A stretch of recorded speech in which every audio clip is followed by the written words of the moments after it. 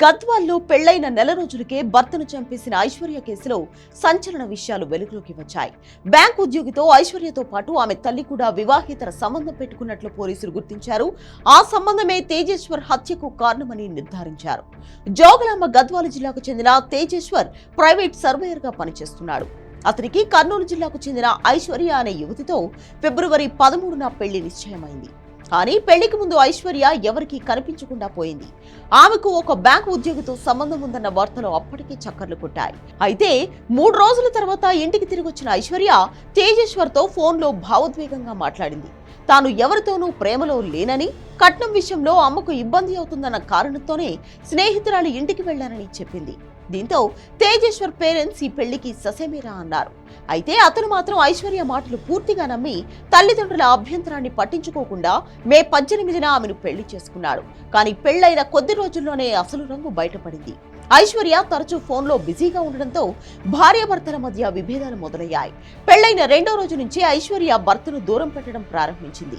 ఇదిలా ఉన్న క్రమంలోనే జూన్ 17న తేజేశ్వర్ అదృశ్యమయ్యాడు. దీంతో అతని సోదరుడు పోలీసులకు ఫిర్యాదు చేశాడు. రంగంలోకి దిగిన పోలీసులు విచారణ చేపట్టగా పాణ్యం సమీపంలో సుగాలిమెట్టు వద్ద అతని మృతదేహాన్ని గుర్తించారు. నా పేరు ప్రవీణ్ కుమార్. తేజేశ్వర్ నాకు స్వయాన తమ్ముడు, మా పెద్దమ్మ కొడుకు. మే 18వ తేదీ వాళ్ళది ప్రేమ వివాహం జరిగింది బీచ్పల్లిలో. గత 1 ఇయర్ నుంచి వాళ్ళిద్దరు ప్రేమించుకుంటున్నారు. లాస్ట్ 5 ఇయర్స్ బ్యాక్ అబ్బాయి మిస్సింగ్ కేసుని 17వ తేదీ మనకు గద్వాల్లో నమోదు చేశారు. నిన్న సాయంత్రం 5 ఈవినింగ్ ఆ టైంలో మనకి పాణ్యం దగ్గర పిన్నాపురంలో బాడీ ట్రేస్ చేయడం జరిగింది. తిరుమలరావు అనే ఒక ప్రైవేట్ బ్యాంకు సంబంధించిన మేనేజర్ ఈ అమ్మాయితో అక్రమ సంబంధం కలిగి ఉన్నాడు. లాస్ట్ 1 ఇయర్ నుంచి ఆ అమ్మాయితో ప్లస్ వాళ్ళ అమ్మతో ఇల్లీగల్ రిలేషన్షిప్లో ఉన్నాడు. ఈ విషయం మాకు తెలిసింది. అమ్మాయిని ఆల్రెడీ పోలీసు వాళ్ళు ఆధీనంలో తీసుకున్నారు. తిరుమలేష్ పరారులో ఉన్నాడు. వారిని కఠినంగా శిక్షించాలని మేము డిమాండ్ చేస్తాం.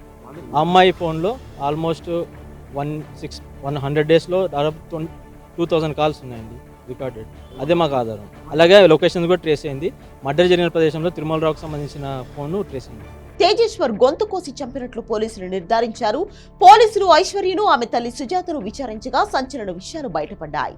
సుజాత కర్నూలులో బ్యాంకులో స్వీపర్ గా పనిచేస్తూ అదే బ్యాంకు ఉద్యోగితో సంబంధం పెట్టుకున్నట్లు తెలిసింది. అదే ఉద్యోగి క్రమంగా ఐశ్వర్యతోనూ సంబంధం కొనసాగించాడు. పెళ్లైన తర్వాత కూడా ఐశ్వర్య అతనితో 2000 సార్లు ఫోన్లో మాట్లాడినట్లు కాల్ రికార్డుల్లో బయటపడింది. తేజేశ్వర్ను హత్య చేయాలనే ఉద్దేశంతో బ్యాంకు ఉద్యోగి తన డ్రైవర్తో పాటు మరికొంతమందికి సుపారీ ఇచ్చాడు. 10 ఎకరాల భూమి సర్వే చేయాలని చెప్పి కారులో తీసుకెళ్లి కారులోని కత్తులతో దాడి చేసి గొంతు కోసి తేజేశ్వర్ను చంపేశారు. తర్వాత మృతదేహాన్ని పాణ్యం సమీపంలోని అడవిలో పడేశారు. ప్రస్తుతం ఆ ఉద్యోగి పరారీలో ఉండగా ఐశ్వర్య, ఆమె తల్లి సుజాతను పోలీసులు అరెస్ట్ చేశారు.